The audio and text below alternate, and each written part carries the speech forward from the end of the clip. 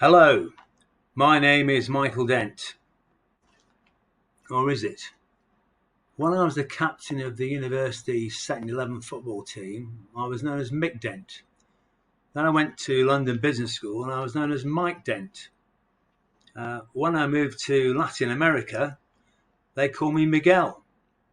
When I worked in Brussels, they call me Michel, which caused a lot of consternation to some of my British friends. The reason I'm here today is to talk to you about the problems of branding. And not just branding for any old product or service, but branding for probably the most important product on the planet. And that product is you. So deciding on your own brand name and what you want to be known by. My thesis is that this is something that many academics don't spend enough time or attention on, and the impact can be that you lose credits for conferences, publications, you confuse your students, and you confuse your work colleagues. And when you move institutions or even worse countries, then the complexity increases even further. So firstly, just a little bit about myself. This is my own work that I've conducted over the course of the last 30 years. I've worked in a variety of different countries, working for a number of MNCs. And one of the biggest problems I've come across is something called the indeterminacy of language. And this refers to brand names, strap lines, even mission statements. I was told when I was in Beijing that a mission statement written in Mandarin could sound very over the top to American ears, but in Chinese itself, or Mandarin, it makes perfect sense. This is a big problem when we start talking about marketing teams which are international and conversing with your own advertising agency, which again might be in another country. And this also impacts on the name that academics first choose to use. And again, my thesis is the name you first choose to use is very difficult to change subsequently. All the theory tells us that a brand name is one of those aspects in the marketing mix which you will never change. You might change the pack design, you might change the price, you might change the distribution channels, but you aren't going to change the brand name. Now, one classic example is Mars and Snickers. Some of you may remember this. Hugely expensive exercise when Marathon in the UK decided that it was more cost effective to change their brand name to Snickers to be in line with the rest of the continent. But it caused a lot of consternation, confused a lot of customers, and even this year, 2020, they brought out a sort of nostalgic marathon version of the old pack just to sort of revitalise consumer interest in the Countline bar. So for an academic, leaping into publication without thinking of what your name should be can make for a lot of problems. So this is relevant to you if you're a Malaysian or a non-Malaysian working or thinking of moving to Malaysia. Now, there are a number of factors to consider. The first one is where are you now? And where will you be in 10 years' time? I always thought I'd be living and working in the UK until the day I die. And the next thing I knew, I was in Brussels, and the next thing I knew, I was in Miami, and the next thing I knew, I was back in Brussels, and then the next thing I knew, I was back in London, and then I was in Kuala Lumpur. So it's difficult to tell. The other problem is that the company you're working for, the culture there can change quite significantly as well. I always thought I'd be working for an organisation which was primarily British based and orientated, But to my surprise, one organisation I was working for got taken over by the German post office, Deutsche Post. And the German way of working, as you all know, is completely different, particularly when it comes to respect, giving people their correct name and title, and not being overly familiar in an office situation.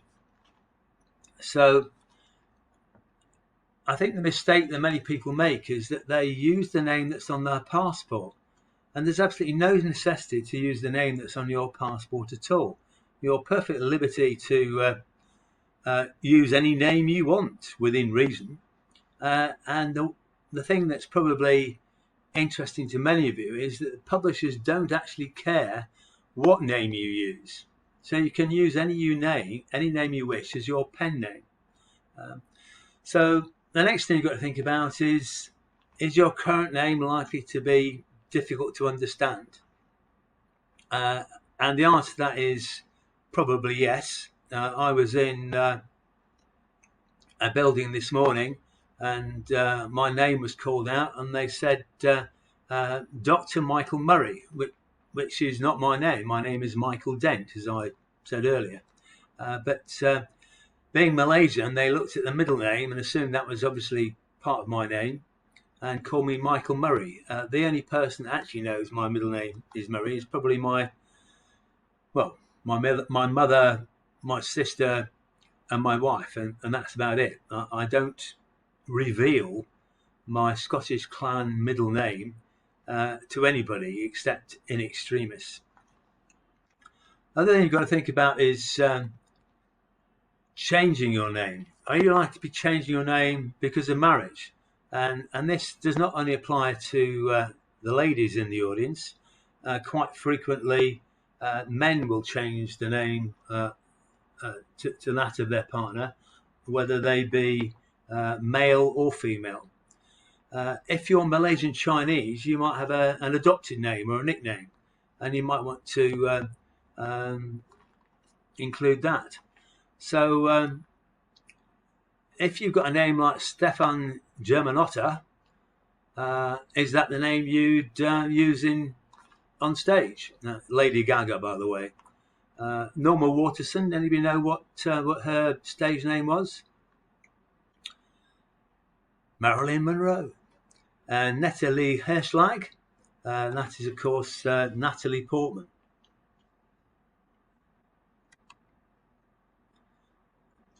So moving on, unfortunate names. Now, this is an example in Ghana. I'm not sure that I'd want to risk drinking this particular drink, but I'm sure it's very safe. It goes by the unfortunate name of P. Cola, which apparently in Ghanaian is quite acceptable. Some of you in the audience might be from Vietnam, and you might recognise the letter D there, and it's got a funny mark through the middle. And this was a student of mine in Vietnam, and her name was Miss Zung, pronounced Zung, Z-U-N-G, but spelt with a D with a slash mark through it. And she was hoping to go and study in the UK. And I said, well, I think you might want to change your name because Dung won't go down very well in the UK. She was horrified. She said, that is my name. That is the name I'm going to keep. I'm very proud of my name, and I have absolutely no intention of changing it ever. And she was absolutely adamant. I spoke to her 6 months later, after she'd arrived in the UK, and asked her how things were going. And she said, well, Michael, actually, we're right. I've decided I can't use the name Zung, and I've now decided to use another name. Next example is a colleague of mine that I met a while ago that was a keynote speaker at a very high-profile event in the United States. And he was greatly amused, actually, to find that when he got there, he had his photograph and a big string of his title and publications and expertise and what have you, but his name had been posted as Professor Bin. So pretty unfortunate. Now, this one might make some of my Malaysian friends chuckle. This was my father-in-law's idea. He decided to open up an agency in Jakarta in Indonesia, and lovely thought, he decided to name the company after his 4 eldest children, Amira, Walid, Al and Salha. So he called it Awas. And he was very perturbed when he discovered that people were not only not coming into his shop, they were also deviating past it. Awas, as we all know in Malaysia, means beware or danger.